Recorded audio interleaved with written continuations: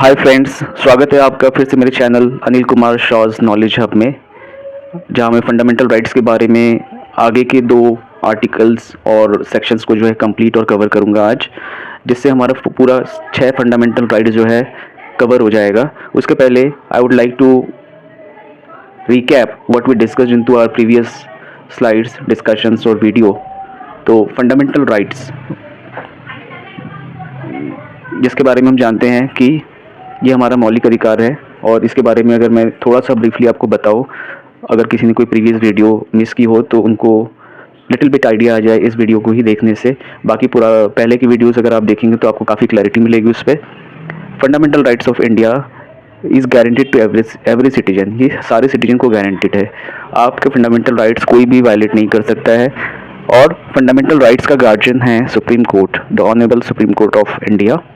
And अगर आपके fundamental rights का वायलेशन होता है देन आप अपने नियरेस्ट हाई कोर्ट या आप डायरेक्टली सुप्रीम कोर्ट में रेट पिटिशन फाइल कर सकते हैं, और supreme court will safeguard your fundamental rights.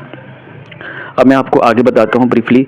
हमने प्रीवियस वीडियो में डिस्कस किया था राइट टू इक्वालिटी के बारे में, जो आर्टिकल 14 से 18 में है, जिसमें सबको समान अधिकार दिए गए हैं by birth, by gender, by caste, by race, जाति, धर्म, लिंग, इन सब के आधार पे, जन्म के स्थान के आधार पे सबको जो है समान अधिकार दिया गया है। इक्वल एम्प्लॉयमेंट अपॉर्चुनिटी का अधिकार दिया गया है, ताकि वो कहीं भी जाकर किसी भी स्टेट में इंडिया के और इसकी बाउंड्री के रह सके और एम्प्लॉयमेंट करके अपना जो है डेली इनकम जो है वो कर सके। सेकंड में राइट टू फ्रीडम है, जो आर्टिकल 19 to 22 के अंडर आता है। इसमें फ्रीडम का मतलब ये नहीं कि आप इसका मिस यूटिलाइजेशन करें। फ्रीडम को काफ़ी अच्छे तरीके से एलेबोरेट किया गया इन आर्टिकल्स में। ये एक स्लाइड है जिसमें आपको बहुत ही ब्रीफली आइडिया दिया जा रहा है कि राइट टू फ्रीडम क्या क्या इंक्लूड करता है। Freedom of speech, expressions, freedom of assembly कर सकते हैं आप। कहीं भी आप 2-4 लोग गैदर होकर किसी मुद्दे पर आप जो है मतलब अगर आपको असेंबली करनी है इनजस्टिस के ऊपर तो आप कर सकते हैं, but without arms, because that is not covered under arms and ammunition act. Freedom of association, freedom to practice any profession, freedom to reside in any part of the country. तो ये सारे फ्रीडम आपको दिए गए हैं, guarantee दिए गए हैं।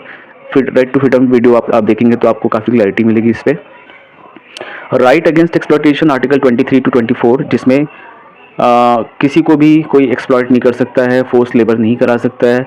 चाइल्ड लेबर एबॉलिश है। अंडर 14 ईयर्स के किसी भी मेल या फीमेल को आप एम्प्लॉयमेंट में नहीं रख सकते हो under factories act and employments act.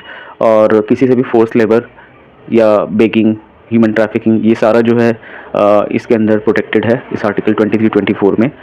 Right to freedom of religion and speech religion में है आर्टिकल 25 to 28 में, जिसके तहत आपको समान अधिकार है कि आप किसी भी और कोई भी रिलीजन को जो है एक्सेप्ट कर सकते हैं बेस्ड ऑन योर एंसेस्टर्स, और जैसे आपकी फैमिली में जो रिलीजन लोग फॉलो करते हैं, आपकी सोसाइटी में जो रिलीजन फॉलो करते हैं, या फिर अगर आप किसी और रिलीजन के फॉलोअर बनना चाहते हैं तो आप बन सकते हैं, बट आपसे कोई बाई फोर्स कोई रिलीजन फॉलो नहीं करवा सकता। इस बात का ध्यान रखें। अगर वो बाई फोर्स कोई रिलीजन आपको फॉलो करवा रहे हैं तो that is a criminal offence और violation of the fundamental rights. अब हम आते हैं अपने नए टॉपिक में, जो कि है cultural and educational rights, article 29 to 30, जो कि 5th fundamental rights of India है, कॉन्स्टिट्यूशन के अंदर गारंटीड है। इसमें these rights protect the rights of religious, cultural and linguistic minorities by facilitating them to preserve with their heritage and culture. Educational rights are for ensuring education for everyone without any discrimination. कोई भेदभाव किसी से भी नहीं करना है education के लिए। एजुकेशन इज़ फॉर ऑल, सर्व शिक्षा अभियान इसके लिए गवर्नमेंट ने चलाया है कि जिसमें एटलीस्ट जो है there are anganwadis, there are some government schools, free schools, there are मदरसा, और बहुत सारे सिख की तरफ से भी जो है बहुत सारे स्कूल्स चलाए जाते हैं चैरिटेबल, जिससे एटलीस्ट जो है 14 ईयर्स तक के बच्चों को तो एजुकेशन गारंटीड दी जा सके।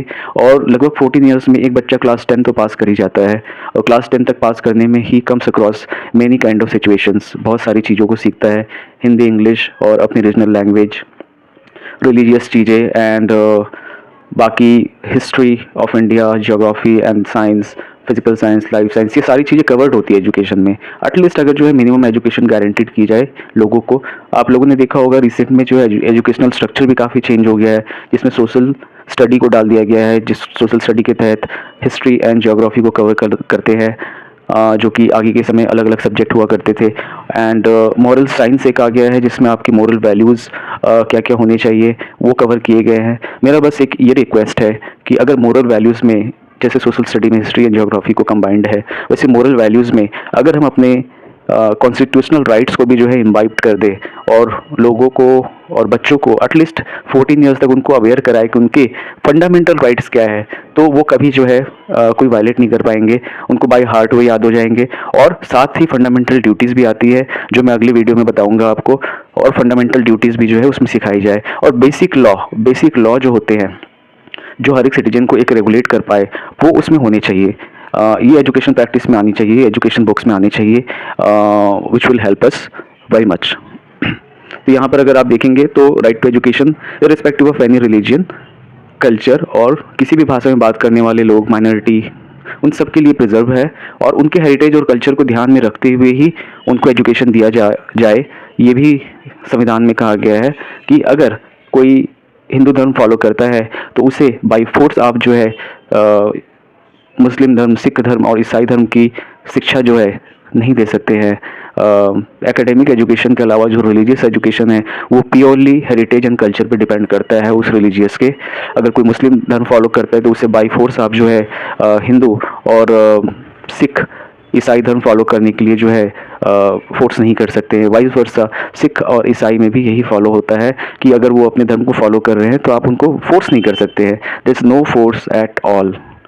आई होप आपको ये कल्चर एंड एजुकेशनल राइट्स काफ़ी अच्छे से समझ में आया होगा, आर्टिकल 29, 30।